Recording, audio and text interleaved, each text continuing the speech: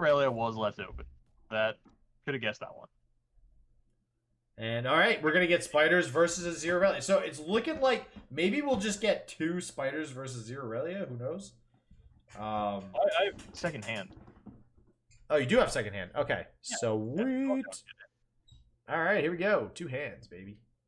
Well, might want to grab it from John's perspective and do Corenel for second hand because of the delay.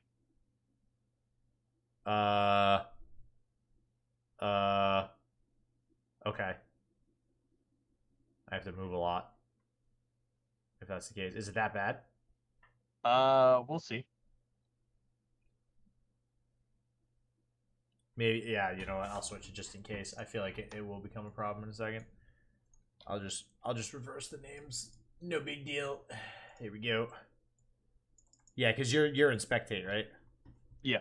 Okay. All right. Yeah, I'll just change All right. the name. Fixed it on the fly. Look at you. We got it. Top tier production. Yeah. And all right, so we got Corenel on top. We got John on bottom now. I half expected you. Half is generous. I 70% expected you to type Jason Hunter. I kind of almost did, so I'm not gonna lie. Oh man. All right, the Dias is down, and things are cooking here for John. Let's see if the Aurelia Azir deck is gonna be able to take down spiders. I don't think it will. Not with this board. That's 2 fearsome units. You basically have to block with the sparring student, or maybe not. I don't know. Like I think you're just dead. And even then, like, your follow-up turn's not good. Your Aurelia doesn't have spell mana bank to be useful. Azir is like nothing against these fearsome units. This is terrible. You're just dead. I don't think you block actually. I think I look forward to it. I think you need this sparring student. And instead it looks like we are gonna soften up the Legion rear guard so that we can finish it off with a 0 a little bit later on. Because if you don't block, it'll at least potentially be a 3/3 when you go into attack, so it can't be chump blocked by anything. And not, 4/4. You'll have a Azir plus the 2 Sand Soldiers. Oh, if you summon a Azir, yeah. I'm assuming you'll summon a Azir. I guess Azir is bad. I feel like you might need to summon Greenglade just for the potential fearsome blocker out of it. I do think that Dunekeeper is very enticing towards the duo play. Oh yeah. Dunekeeper off the top, especially, yeah. But at the end of the day, I'm a little curious to how much it actually matters. It doesn't. We're dead. But like, I don't know how many pushes John's actually gonna get. Oh, John's dead. This is not winnable. This is not. There's not with a decimate. This just does not ever get one. Just, like, look at this, and we have a precious pet to throw down alongside this Elise now as well. Like, this is insane. This is the worst possible outcome that John could ask for at this point. Yeah, and like Corenel could just take all this damage. We could also just chump block the little Sand Soldiers. Yeah, we don't. It doesn't matter. It actually doesn't matter. Yeah, I don't think that John is getting so many attack turns that we can actually push through lethal with a sparring student. I'm pretty sure Corenel has lethal next attack turn. Oh, jeez. So, oh man, wow, we're actually gonna block with the Stygian Onlooker. I don't see a reason to do that because that just puts you 1 more unit wide for lethal.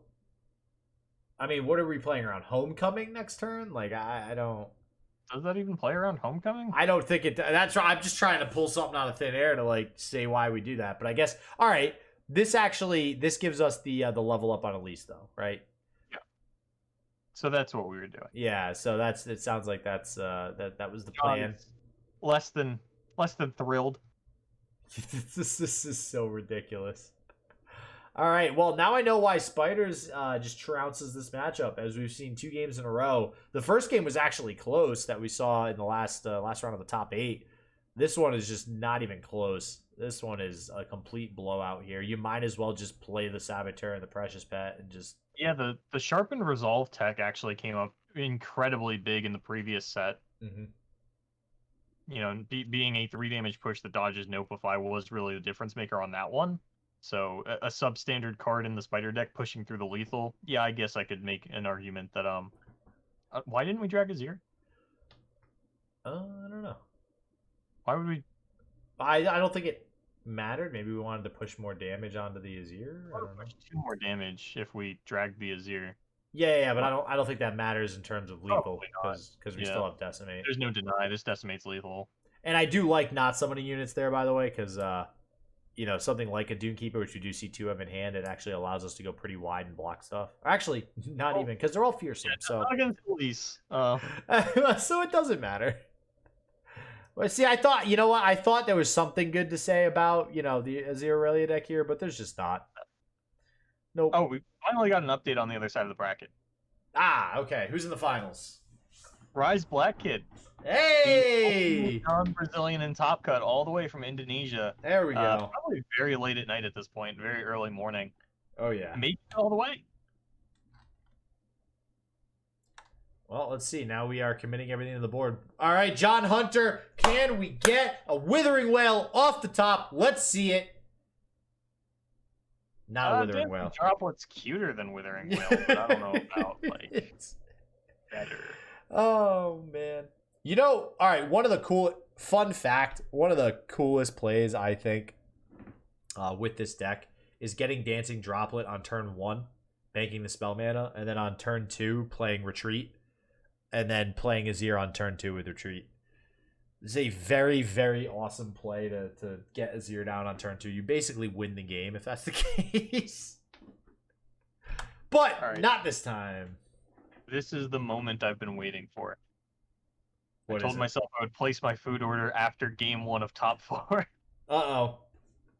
Hopefully it'll get here around mid-finals and I can eat it as soon as I get off camera. Uh-oh. I mean, yeah, I think mine's coming around like 8:15. Well, why is all the uh-oh? No, I was just saying, uh-oh, maybe your food's not going to get during the time that you wanted. It'll work itself out. My girlfriend Grubhub something. It's a surprise. I don't know what it is. I swear if she got me something healthy, I'm going to be so mad. I wish I had a better metabolism. It's very disappointing. Counting calories is tedious, man. It's this shit sucks. So annoying. I think I'm doing another juice cleanse again. Just to, like, not become fat. It's like, feels bad, man. All right, here we go. Next up, game number 2, we are going to have Spider... Or no, wait, is it? Yeah, Spider versus Discard. Okay, so so it looks like, yeah, it was the Azir Darius that was banned. I think we knew that one already. And then, yeah, it was Discard banned for John Hunter. So we got the bans right. Hooray! We're our goal. We know something sometimes. Every once in a while. All right. So starting off here, we do have the Sharpened Resolve as well. So let's see if we are actually going to be able to make use of that here in these games. Oops, sorry about that. Update this title. Oh God, was not trying to do what that. did you do? I started coding Twitch. Here we go. It's at semis, not even like semi-finals or top 4. Because then when the finals happen, I put finals. Okay. Okay. Come on, man. Well, you could put semi-finals and then delete semi instead of typing a whole new word. Yeah, efficiency. And speaking of efficiency, Corenel continues to find ways to push at least 5 damage on turn 2. Very efficient aggro play. And still wide for crowd favorite. Yeah, and this is looking like a much better... I mean, we've seen Corenel the last couple of times playing discard aggro, not getting the best of hands. Kind of actually getting some pretty bad draws after he runs out of fuel. This seems much better. We don't necessarily have a great 2-drop or 1-drop for that matter, or 3-drop for that matter. It would be nice to have Draven here. I think you might actually consider just playing a Flame Chopper so that we can go into turn 4 with a crowd favorite. I was kind of curious. We could just like bank the spell mana here, like get Excited Face at some point, or even get Excited Face this turn and then throw down the crowd favorite. Yeah. Yeah, I wonder. I mean, do you ever wait for John to commit something and actually get excited a unit? I think it depends on the unit. I'm not sure that Arachnoid Horror is what I want to be get exciteding. I don't know if there's really any unit that is like worth the value. I guess the question is, do we think we can push more damage with our units? Get excited a unit. If an Elise came down here, I think I might get excited that. Yep. Yeah, that's probably accurate. And this damage is going to come through, so 5 damage from John here. Looks like the get excited is getting queued up onto the unit in combat, so... Yep. And I like, if you can, using the get excited this turn rather than next turn and not giving Corenel time to establish as many blockers. Mm-hmm. Yeah, this is good. I mean, now you're much wider. Play the crowd favorite and swing. You don't want to have to get excited, then play crowd favorite, then swing. That's too many steps before swing. Yeah, this is looking okay for Corenel. I mean, we can open up here with the crowd favorite. None of the units right now that John can play seem great. This sharpened resolve might actually come in big to kill the crowd favorite. Yeah, I'm kind of curious what our turn looks like if we go for example, the ephemeral Legion Saboteur into a sharpened resolve to actually kill the crowd favorite. And it looks like that's going to be the line. I wonder if we pull... Okay, yeah, pull the Precious Pet. That's the one that we're cool with living. Wouldn't have hated pulling the Saboteur, the ephemeral one, and say, hey, if you want to block, you got to use your real units to do it. Yeah, and Sharpened Resolve. I mean, we'll see if this is going to come in big, because we do have 2 of them in hand as well. I mean, this is a lot more blocking than I thought we were going to do on John's side, but this does still put us pretty low. With Corenel at 16, I can't imagine that we get to lose both our Saboteurs here, tap out playing a spell that is just trading onto a crowd favorite, and try to win this game. Maybe I'm not giving enough credit to Doom Beast JDoza. Maybe that card is going to play a bigger role in the victory of John Hunter than I'm giving it credit for, but as it stands, I think it's too little. Well, I don't know, man. I mean, 100% with Doom Beast. We've talked about this in the past with mirror matches with aggro decks and other formats too. You know, thou who has the Doom Beast usually tends to be the victor. In most cases, I mean, things are obviously a little bit different nowadays, but I do think these Doom Beasts are going to make it a little bit closer of a game than it might seem off the get here. Well, the problem is at the moment, we don't have a Nightfall activator in the slightest. We cannot just be proactively fervoring or sharpened resolving before we throw out these Doom Beasts. Yep. All right, well, that's perfect. Okay. Yep. Chef's kiss. Especially since Corenel has a really weak turn 5 here. Never mind. Nope, that's a good one. Jinx is another chef's kiss top deck. Corenel continuing to run hot throughout this event. Yeah, this is amazing because now we can actually get this Jinx down, go into turn 6 with not even really caring what we draw next. We're just always going to play Augmented Experimenter. We're going to level Jinx, and things are going to be looking pretty nice for Corenel here. This Noxian Fervor might have Jinx's name written all over it, though. All right, just pushing the 2 damage. Not going to play... Okay. Interesting. Yeah, okay. So this leads me to believe we did that just so we could possibly save the 3 mana for Noxian Fervor. Actually, we're going to go in with 6. I don't think this mattered. I think you would have been okay playing the Elise, unless you were specifically worried about the Jinx coming down as a fearsome blocker. Maybe. I think the last thing you want to do is like try to fervor the Jinx out of your way and then have Rummage be the last 3 cards in Corenel's hand and just get the Jinx level up, make things super awkward for you. But I think that if John's going to win this game, we definitely needed to go as aggressive as possible.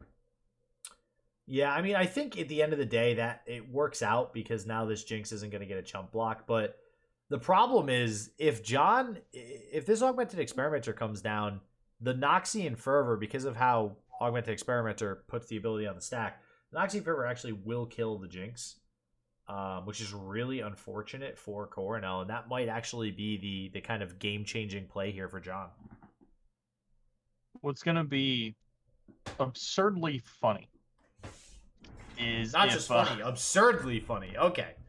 If Corenel top decks Rummage, plays the Experimenter, Hunter goes to kill the Jinx, and we just rummage in response. And what do we got? Find out in a sec here. It's going to be not Rummage. All right. Okay. Yep. Yeah, would have been crazy funny. So yeah, this probably is going to be the Fervor, and that even allows us to like Doom Beast as our first action, and that's going to feel really good. Yep. Oh yeah, definitely. But Corenel's discarding 2 discard targets. Like, we are getting a jury rig and we are getting a flame choppers out here. Now, we don't quite have lethal, but I think with the 3 draws off the top, we should be pretty close to it. The Doom Beasts are doing, as you had alluded to, about as much work as one would expect, but I don't know. I still feel like Corenel's in the driver's seat. Yeah, this does seem pretty good. I mean, even though we got rid of the Jinx, this board is just so wide still. And that's going to be the problem for John to deal with here. We got a Mystic Shot off top and a Vision and a Draven. Oh, man. Nothing that we can actually play this turn, but this Draven is probably going to come in pretty clutch here over the next couple of turns. I got to agree. I think Coronel's in the driver's seat at this point. I'm trying to think of what John could top deck. I mean, maybe we're like very much on the burn plan, but I don't think we have enough of a board to be on the burn plan yet. That's not right. Yeah, there we go. Oh. Maybe. I like the other one better, but I could see that. Yep, like that. Nope. I mean, you could also block, the Experimenter with the Doom Beast. Yeah, but why are we blocking a Spiderling instead of a Zonite Urchin? Yeah, this is not a spider deck, so... Yeah, Corenel, or John, rather. John, you better move that precious pet. It's precious to you, John. It's your favorite pet. Move it in front of the Zonite Urchin, John. John, Earth to John. What is he? This is like, your wow. precious pet's in the wrong spot, John. What is happening? What has been happening today, Boulevard? Why are we getting these plays? There's actually... Wait, we're not missing something, right? There's no way we're missing something. There's no... I keep trying to convince myself that Corenel's playing a spider aggro deck, and he's not. No, there is no conceivable reason to block a Spiderling instead of a Zonite Urchin. I'm trying to do, like, mental gymnastics to figure out a 10-headed play 6 turns from now where a Zonite Urchin eats a survival skills that some 1/1 was supposed to eat, and it's not happening. So, these Mystic Shots could be a bait here to get rid of something like a Doom Beast with the Sharpened Resolve in hand. If we that's why we have 2 of them, so we can... Well, yeah. We can go through the Sharpened Resolve. Okay, yeah, I guess. I was thinking, at some point we might want to try to get rid of both of the units too, which, I mean... I think the best bet for John at this point is to throw out that Precious Pet and Sharpen Resolve your unblocked Fearsome unit and just try to top deck lethal. Yeah. But you're going to put your opponent at 5 in that case, and you don't have a top deck from 5. So it's not the best. But I don't think killing Draven really does anything for you. Like, that doesn't... Like, using your Sharpen Resolve to kill a Draven feels like you're putting yourself so far away from lethal. Yeah, I got to agree. I think this is the play. You Sharpen Resolve whatever's not blocked. And it just is what it is. And I just want to point out that because there's a Zonite Urchin instead of a Spiderling, your Doom Beast can't attack. Ain't that fun? Vision will actually give 2 Fearsome blockers over to your opponent. Ain't that fun? Yeah, this is just not good for John, all in all. I do think Corenel's going to be able to wrap this one up. Yeah. These Mystic Shots are pretty crucial here, too. I mean, whatever... Yeah, in the axes, like, just everything. And we can play everything. We can play the axe with the Vision and the Mystic Shots, and then we open attack for almost lethal? I'm not sure. Are we just not going to attack? That can't be right. That's definitely not right. Yeah, we need that token out of Elise, I think, too. Alright, so now we block Elise with Draven. Mm-hmm. We block everything else, and then we just leave the Precious Pet, and then we Sharpen Resolve, and we double Mystic Shot. Or we do this. Are we going to proactively double Mystic Shot the Elise? That could be a path to victory. Yeah. What? Wait. I'm thinking that we're going to block the Elise with the Zonite Urchin, and Okay, this is cool. Okay. Oh, this is okay. Yeah, Sharpen Resolving the Spiderling doesn't feel good. There's really not that much of a difference between 5 and 6, I don't think. No. I mean, now it's like, now the consideration is, do we actually save the Elise? Yeah, which doesn't feel like a winning line. I don't think that you can use this Sharpened Resolve to try and play for board. I feel like it has to be used to push damage and just rely on the top decks, because you're definitely not winning by saving the Elise, and you're probably not winning by pushing damage with it. Yeah, well, I guess we're gonna trade with the Draven. Okay. I didn't have that one on my bingo card. No, but I can definitely I see can it. get behind it, Yeah. you know. And it looks like it is going to get both Mystic Shots out of Corenel, so that's going to feel good. Yeah, I think this is probably the best. This is actually, I like this from John. Because this would represent clearing the board, and it actually gets both Mystic Shots out of the hand. So yeah, this is the best Sharpened Resolve that to get around Get Excited. Yeah. In this case, double Mystic Shot. All right, well, so that's going to leave us a Draven to attack with here on the open attack. Yep. There is going to be a blocker in the Spiderling, and now we're basically just down to both players top decking. Which should benefit discard aggro. Oh yeah, 100%. We have way better maybe. top decks. There are so John's playing Farron. That's true. I was gonna say there are no dead top decks in John's deck, but in Corenel's deck there actually are a few. Like Rummage is an unplayable card. Yeah, like you can get the axe and rummage it post combat. Crowd Favorite is almost a dead card. And as you had mentioned, John has Farron. Well, Crowd Favorite's not necessarily dead. It's still a playable unit that's going to have 3 attack, you know. I'll do something. I'll do a little something, but see what it is. Onlooker's not great. Nope. And Zonite Urchin's not great. Block with the Spiderling. I don't think you need to yet. Yeah, because it's this weird thing where it's like, oh, you know, you kind of want to block with it before the Jinx comes down and the rockets start flying, but you're not beating a Jinx top deck. You have to accept that you just lose to that. I'm not sure why John is roping either. John might have DC'd. Well, he just emoted right before that. He DC'd in Spirit? I don't know. Zonite Urchin was a good top deck, though, and we'll see what we can get off of that now that the Spinning Axe has been discarded. Okay, that's a good one. Yep, and that is probably going to be game. Yeah, and now you should have blocked the Spiderling, John. Get a time machine, go back in time, and realize that your opponent was going to Zonite Urchin the Axe into an Experimenter to blow out the Spiderling that you thought you were saving. Yeah, and there's a crowd favorite that is now not even close to dead. Nope. And that is not a Captain Farron on the side of John Hunter.